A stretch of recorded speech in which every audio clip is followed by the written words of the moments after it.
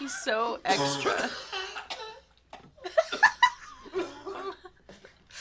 Okay.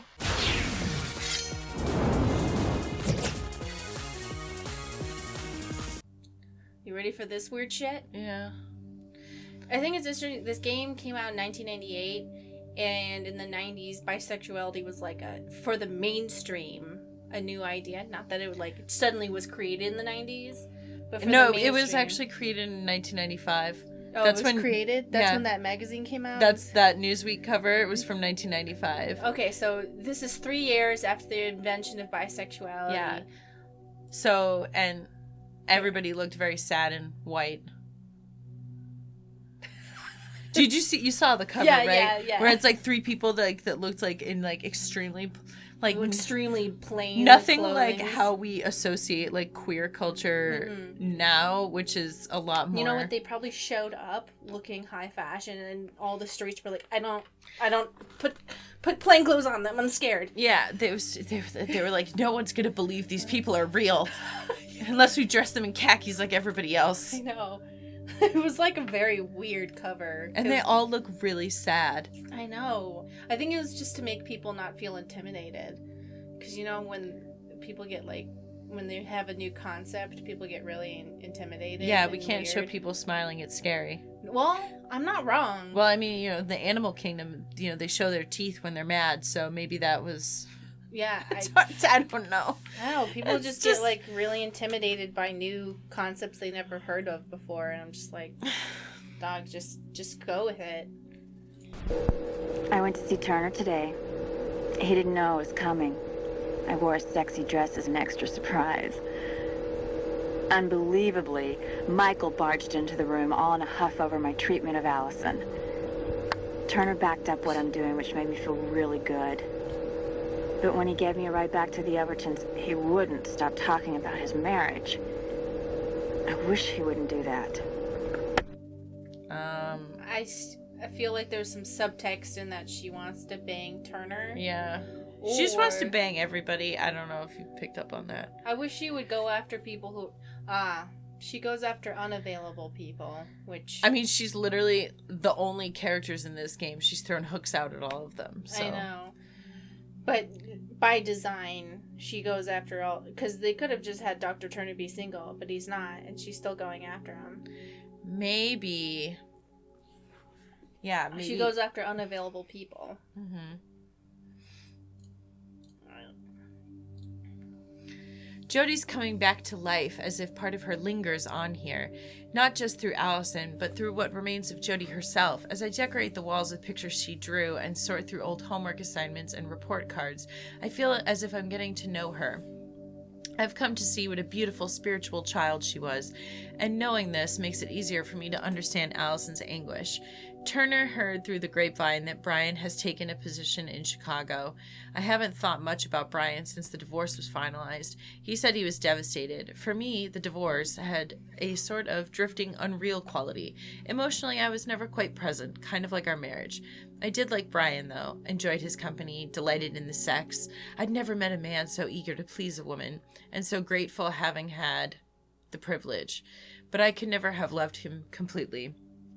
I'm expecting him to call sometime and offer to pay me back for putting him, through med school. Of course I won't accept a penny. It was my choice, a stupid one, granted. If I'd had a better idea of what it's all about, I could have been the one accepting a position in Chicago. I watched from my window as Michael drove in with the dog from the shelter. Allison trotting out to meet him in her little plaid skirt reminded me of the times I had with Jack. He was a doctor at the first hospital I worked in. He was a good lover, and we had a lot of no-strings fun together. One afternoon, we were having coffee in an espresso bar, and he kept eyeing 2 teenage girls at the next table. They were dressed in private school uniforms with plaid skirts and white blouses. He was distracted and almost absent from our conversation. I didn't complain or say a word about it, but...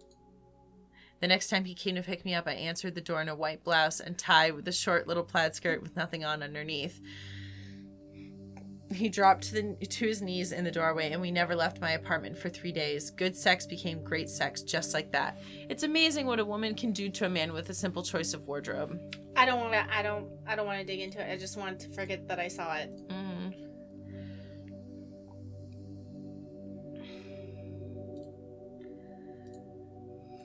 Dreams. What wondrous dreams hold me captive, not disappearing like bubbles bursting into nothingness. Dreams that each moment of every hour remain, with their hints of heaven coursing through my mind. Dreams, like glorious rays, penetrate my being with an everlasting imprint, forgetting all, remembering only one. Tantra. I think I have the same thing with poetry that you do about dreams. Because I was thinking about, like, why poetry never really speaks to me. Mm-hmm. And I always just feel like I guess I just don't connect to poetry. Which I guess songs are technically poetry. To be fair, most poetry is bad. Oh, okay. Well, that makes me feel better. Yeah. But... Not, like, objectively, but... objectively, yes. But objectively, yes. Most of it is not good. Alright, here's more stuff about hand jobs. Alright, blah, blah, blah, sexual arousal. We don't need to read any of this. This is all this is just flaccid penises. So if you want, I just want to make sure if somebody doesn't want to, they can just pause. Yeah. Alright, I'm done. I'm over reading about hand jobs. Mm-hmm. Alright, so we clicked on everything. Let's go to Jodie's room. Oh, we didn't go to the bathroom, but I don't know.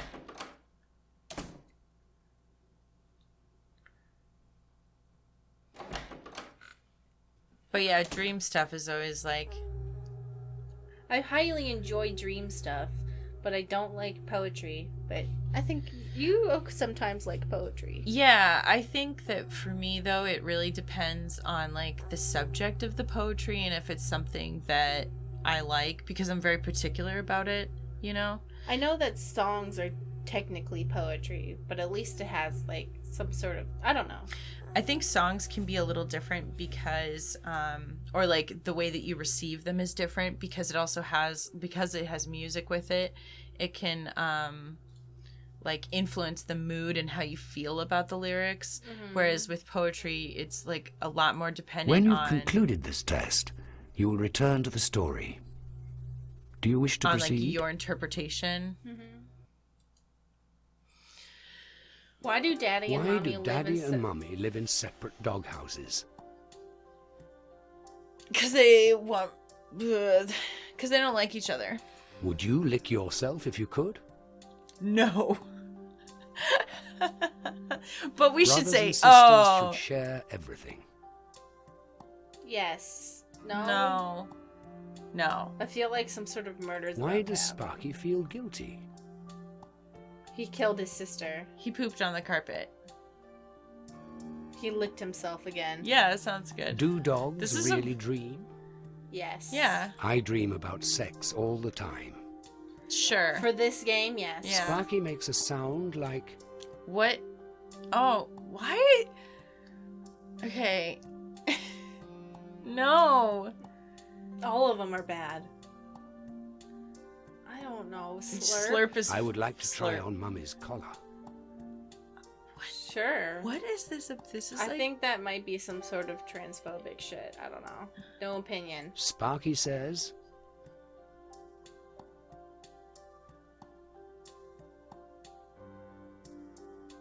You're a bad boy. What? I don't mind seeing animals suffer. False. I don't want to. I can't do that. I don't want to do that. That's not even a chaotic option. That's just kind of weird.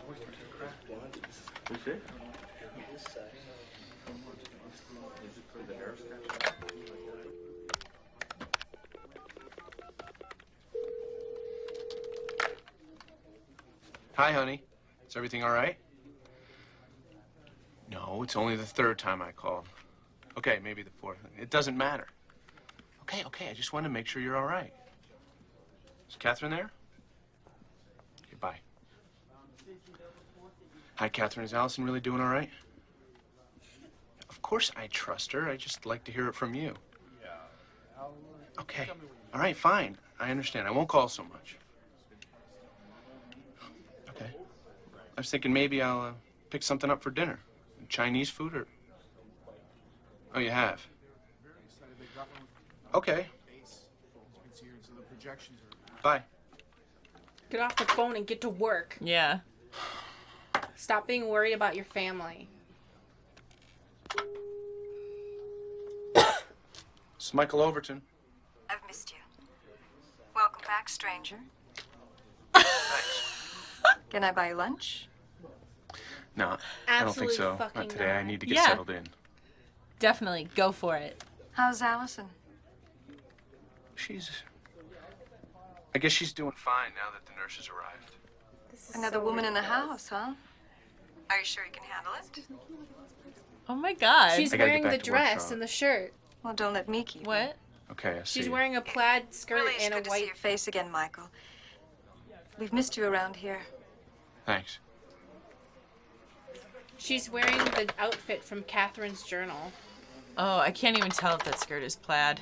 It's like not plaid. I meant pleated. Sorry, Oh. pleated. It's kind of. You should be able to wear whatever you want to work, but for a '90s game, I feel like there's something being said about the skirt.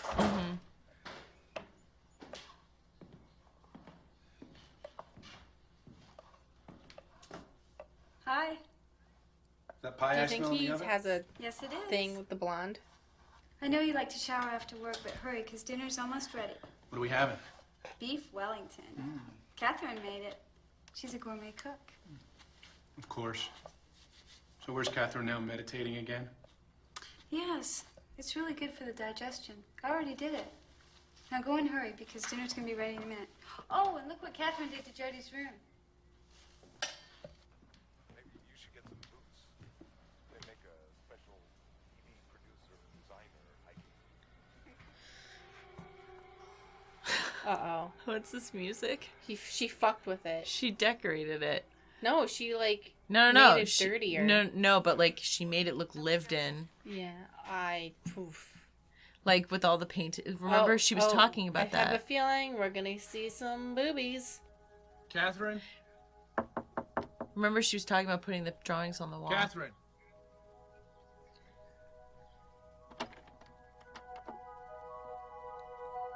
No. Ah! Ma'am? Excuse me, ma'am. This is a Wendy's.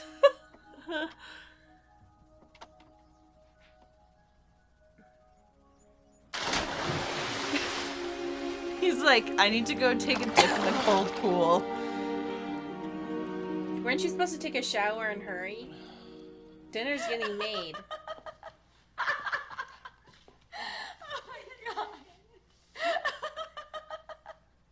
Two laughing ladies care to join me in a nightcap?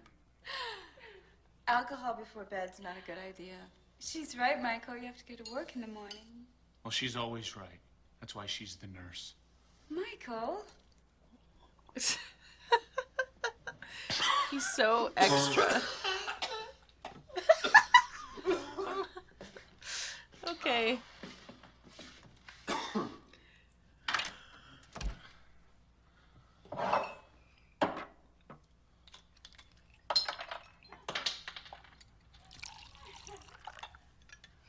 I think that even if he didn't have a thing with the blonde at work, he definitely like encouraged it. Yeah, because if she's being like, "Hey, you want to go out to lunch?" Like, Yeah, if she just said, "Hey, you want to go out to lunch, friend?" yeah, And she was like, "Look at me through the glass." yeah.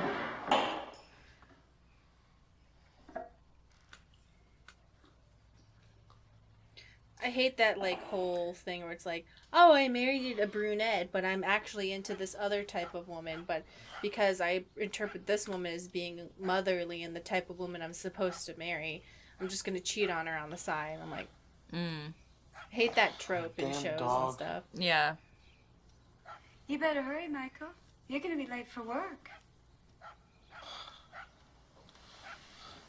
Well, that's like that whole trope of like, It's time you A were good- up and on your way. The Madonna horror complex. Shut that just dog like, up. you know, where people always talk about like, You oh, should've this is the listened woman to you want to them. sleep with, this is the Too woman you much want to marry. alcohol.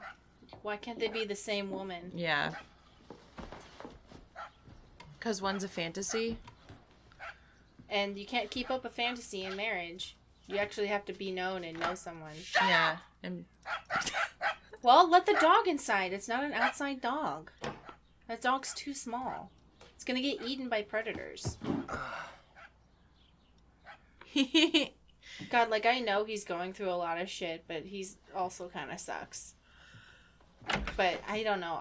The emotional What were you doing? burden of all of this might be a lot. Jody's breakfast. See, here's the thing is that, like, I just keep thinking about, like, the fact that his child died and he has no one to talk to about it that we've seen so far. I know. People try to talk to him about it, he just doesn't. What party? Next week. It's her birthday. Catherine suggested that we have a party. Can you believe it? She's That's gonna be too 6 far. years old. I need pin the tail on the donkey and invitations. You're inviting other Like, people? imagine. Yeah. I mean, it wouldn't be a party without guests now, would it? I guess not. Don't forget the feel game. like- We figured out a way for Jody to play, but that's gonna be a surprise. Like, imagine how much that would hurt, you know? Yeah, that would like be so heartbreaking to see the person I'm married to going through this, but I am not allowed to express how I feel because it's too much for the person I'm with, you know? Yeah. Oh, do not call your coworker for lunch. Don't you fucking do it. Mrs. Greenstreet. Okay. Yes, it is Michael Overton. Getting to recognize my voice, huh? He's in Portland. Oh, I'm sorry to hear that. Well, yes, it is kind of important. No, I don't want you to refer me to anyone else. 2 days. Well, when he checks in, can you just let him know I called? I hope his brother feels better. Massive coronary. Yeah, okay. Yeah, I understand. Thank you. God damn it!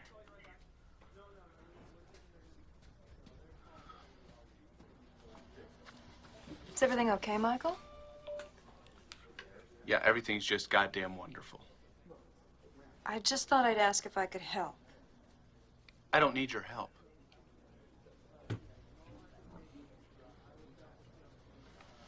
Don't you have something to do?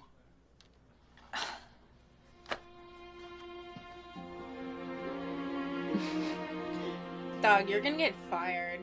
Yeah.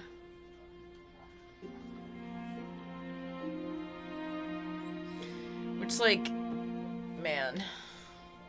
Would be unfair, yeah. Yeah. Well, I mean, it's, you know, if he's fucking up, it's not exactly unfair, but it sucks. You know what I mean? Yeah. Like,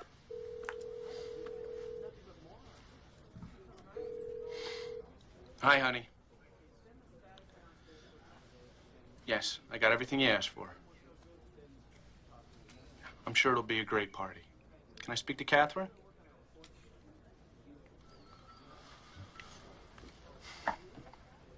This party thing is going too far. Well, when can you talk about it? Yes, but I want to speak to you when Allison's not around. During your meditation. Fine. Tonight. 5:45. I'll be there.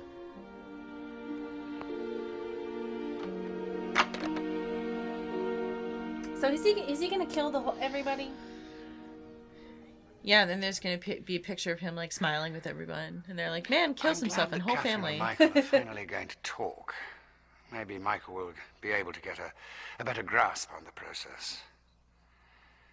I'm a little curious myself as to just what Catherine has in mind. The party thing seems a little risky to me. Of course, they'll have to cancel, and that might be quite a disappointment for Allison. On the other hand, maybe she's preparing Allison for future disappointments. I really don't know what to think. How about you? I think everyone in this story sucks. Men who perform oral sex on a woman are... Awesome. Smart. Sexy, smart. Yeah. Yeah. Sexy, giving, and smart. All work. For a long time, men who... This might have been true in the 90s, but I know this was like a old thing that...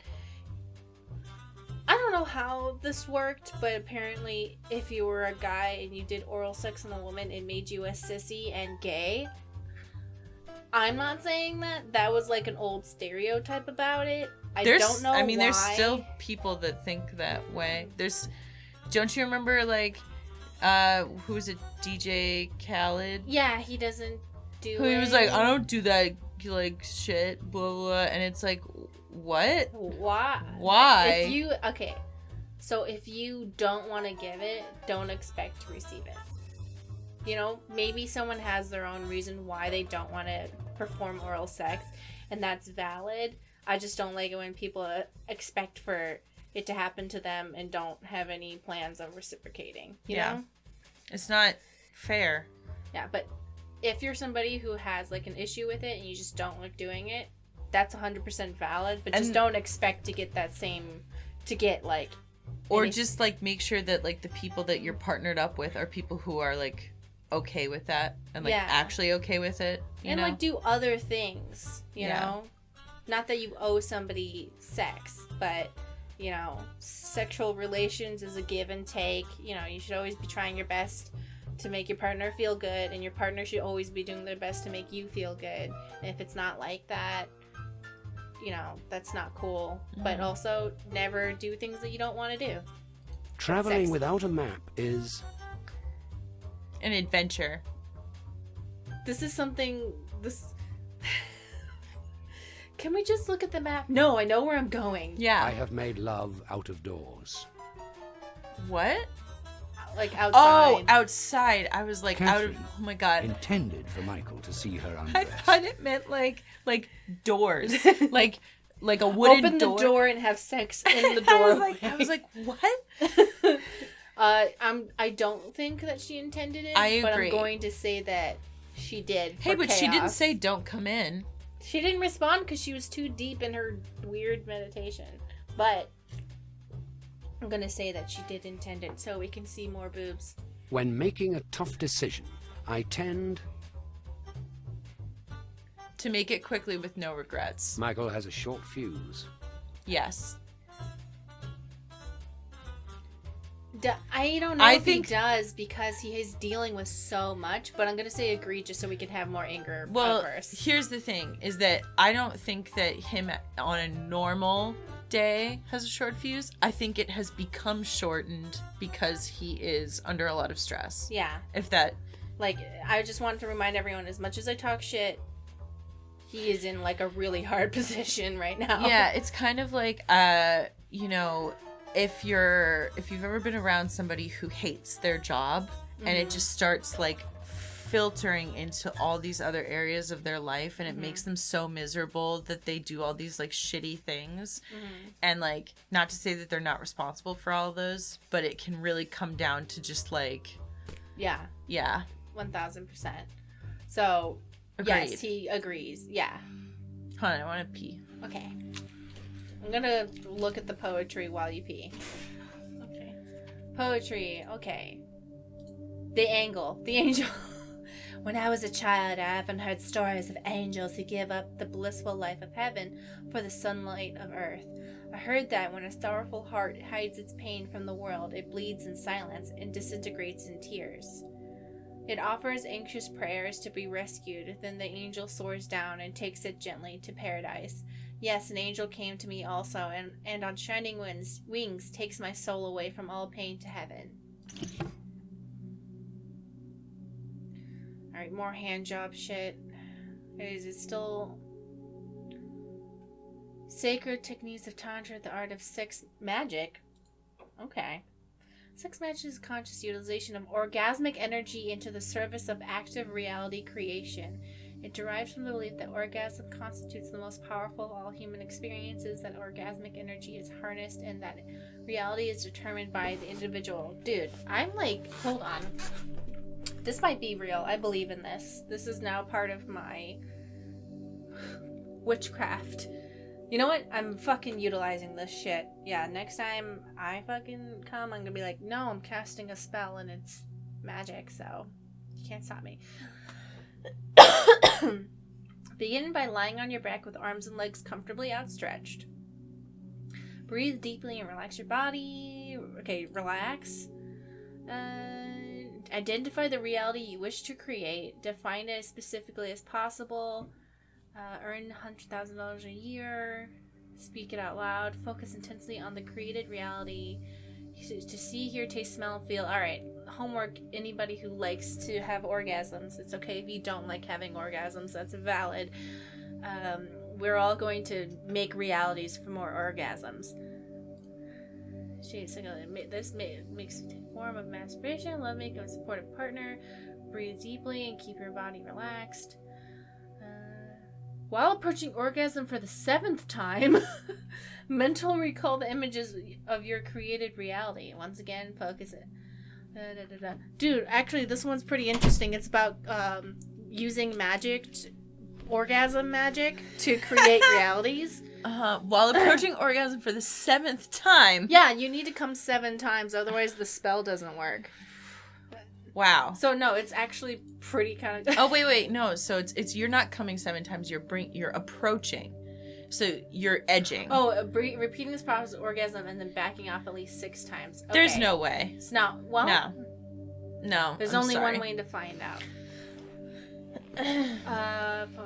Keep your body relaxed and breathe. The created reality now exists. It will manifest either immediately or at some future point in either its complete form or as an opportunity of insight. So what I'm seeing is that the next time I sleep with somebody, I should edge them 7 times, and then I will create a new reality for myself. You have to make them come the 7th time. No.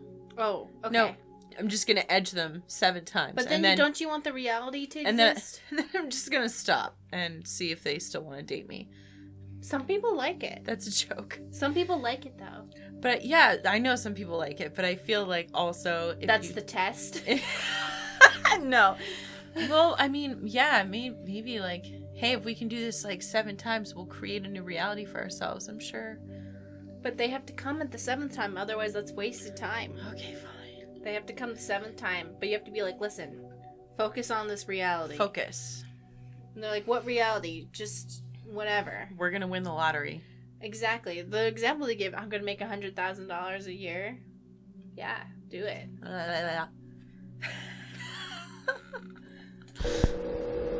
You can also just masturbate. Michael opened the door while I was meditating. As usual, I was naked. I could feel his eyes all over me. I'm so horny. Okay. That would seem to suggest that she wanted that. Yeah. Well, I think it changes because we said that she wanted it. Yeah. If we said that she didn't want it, I think we would have been like, Michael walked in and it was disgusting. I like that this is like a fulfilling prophecy of just horniness. Masochist. A 35-year-old male was referred to us by the University Hospital. Where he'd been treated for deep gashes of the something. He encouraged his wife to tie him up and whip him. She was reluctant to hurt her husband, and after he demanded that she draw blood with the whip, she refused to participate in any more sex that involved inflicting pain. They went back to their normal life, but the patient secretly sought out sadists and prostitutes who would satisfy his new obsession. His morbid fantasy life dwelled on images of himself being tortured and beaten. Once, he hired 2 women to... Oh, no. Trigger warning, sexual assault coming. Rape him at gunpoint. The guns, he insisted, had to be loaded with real bullets. 2 weeks after starting his treatment at the clinic, we were notified by the police that the patient had been murdered. His body was found in an abandoned house. He had been tortured and mutilated. So I hope... That's a lot. I see, like, you know, on our relationships, because that form makes me an expert or whatever.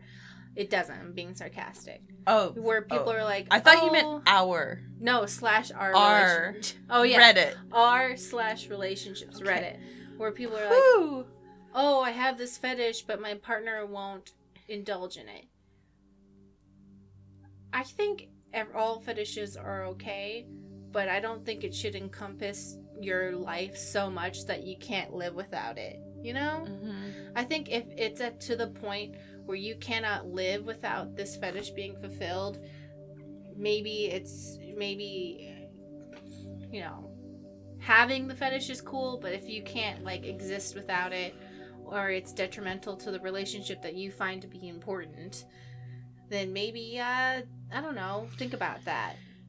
That's my opinion. I don't know. I have mixed feelings on that because like I don't really have any thing that's specific that like that I'm like, oh, if I can't have this thing, it would like really, I like, you know what I mean? Yeah. So I cannot relate to that aspect of it. So I don't know what it would be like to be like, hey, like this is the thing that I get a lot of enjoyment out of with my partner. My partner doesn't want to do it. And so then you feel like you just never have that part of you fulfilled. Mm-hmm. The only thing that I can kind of relate to about it is not necessarily like a fetish, but like, hey, like I really want to be able to enjoy this interest with my partner. Mm-hmm. And if they don't like it, then like, I don't know, you might always feel kind of, I think you could always just break up with your partner if it's that big of a deal. Yeah, break up with that loser.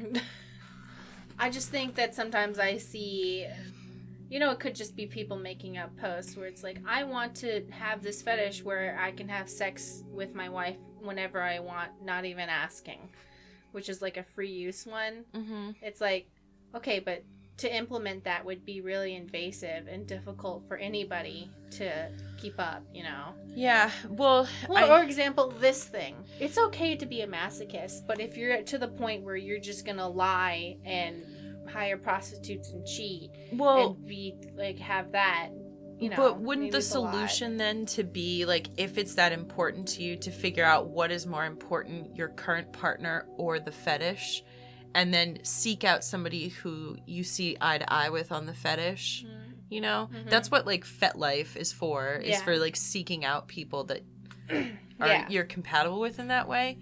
Because it's like there are plenty I just think it's just not worth it to ever lie to your partner and try to seek it without them. Yeah, I think that's my main point. Oh, okay. My main point is, don't lie to your partner and try to seek it behind their back or be resentful of them for not being able to give it to you. Yeah, just dump them. Those two things. Just if it's really that much of a problem and you are to the point where you want to cheat on them and lie to them, don't disrespect them by getting the benefit of their love and support, but still feeding your carnal needs, Mm-hmm. You gotta make the choice.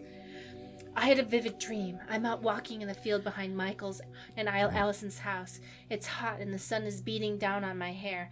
When I touch my head, it feels like a windowsill that's been in the sun all day. Okay. I don't know. This is what men think women say to themselves. Yeah. I walk up to a huge blackberry bush, as big as a house. The blackberries are dark and ripe. I see a hole in the brambles. I get down on my hands and knees and crawl inside. Somebody has cut a trail just big enough for me to crawl through the window without getting caught on the thorns. The further I get into the heart of the bushes, the darker and cooler it is. I turn a corner and come face to face with Michael. He's lying on his back. He is naked. I ask him where Allison is. He gestures vaguely behind me. I look around. I turn and look. Allison is caught in the stickers like a rabbit in barbed wire. Her eyes are wide open and she's panting. Little drops of blood well up where the thorns have pierced her skin. The drops of blood fall to the ground and become juicy red berries. Michael is eating the berries and his mouth is stained with the blood-red juice. He tells me to come to him. I feel my loins aching to surround his flesh. No, I crawl over to him and get on top, and he slides inside me. He's so hot and hard, and I gasp. As we move in rhythm, we pluck berries from the ground and eat them. I woke up very hungry. Okay. Dude, I'm gonna fucking text that. My loins are aching to surround your flesh. Okay, dude, that's like an iconic line. Here's the thing. I'm on team surround flesh. She is like, that's like something a Cenobite would say. I know everyone has their own like preferences and whatever, but like, how does Michael inspire these like vivid fantasies? He is just not. He's an unavailable man, that's why. Okay. I think she is attracted to unavailable people and people that she perceives to be broken, so she finds those two things to be attractive, but that's just me. I see Michael and I can understand why someone would find him to be attractive. But because of his personality, he's not my type. But I don't know, I'm not like aching to surround his flesh. So, dude, no, that's a solid line. If fucking Pinhead said that to me, I would have been like, yeah, I'm just kidding. Okay. I'm just joking. Okay. I feel my loins aching to surround his flesh. That is like the best horrible thing I've ever seen. Yeah, I feel like her fantasy about him is like a lot of fantasies. It has less to do with him and more to do with like the idea of him. Mm-hmm. Yeah. Agree. All right, let's see what's in the pisser. Oh, this reminds me of how, like, so I was thinking about this.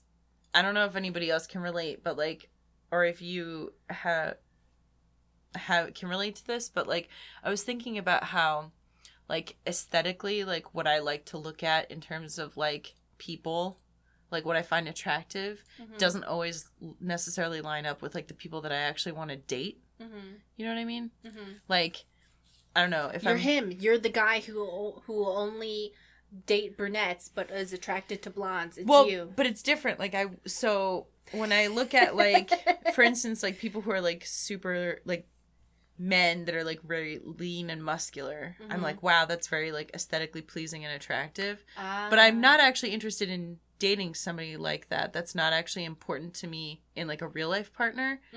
I don't know. I want a little tummy I can grab onto. Yeah, dude. Yeah, tummy? right? I'm into tummy. I'm into it. I like tummy. Yeah. What if they're you know what?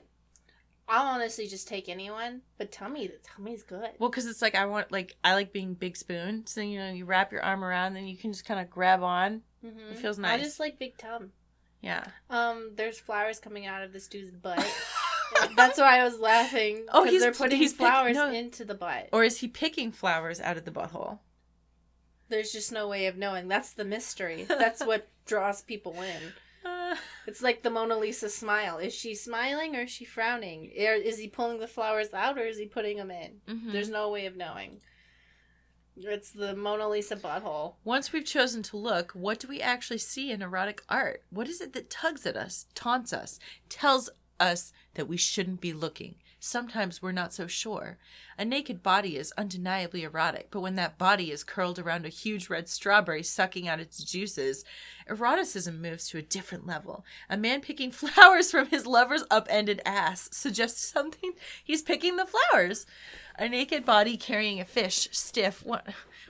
But we're not quite sure what it is. Explore this close-up of Bosch's Garden of Terrestrial Delights, painted almost 500 years ago. A naked body carrying a fish, stiff, one-eyed, mouth open means something else, but we're not quite sure what it is. I just read... Oh, I know. I'm just, like, processing what just happened to me. Within it, you'll find... sorry. I don't know that this is important to read all of this, but the fish are penises. Ah, okay. Flowers are female because they're... Fish are... Blah. Okay. The next TAT will begin...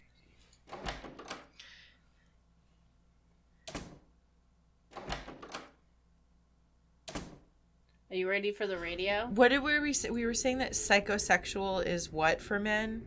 Oh, something stupid. What was it? Is like, remember we came up with something with Twilight or something. It's like fan fiction for men or no? It was something like but really it was like a really good burn. Yeah, it's like Twilight for men, where they're like this like psychosexual thriller, and you're like, oh, so this is gonna be just as goofy as Twilight, yeah, but because a man said it, we're gonna give it a fancy word. Mm-hmm.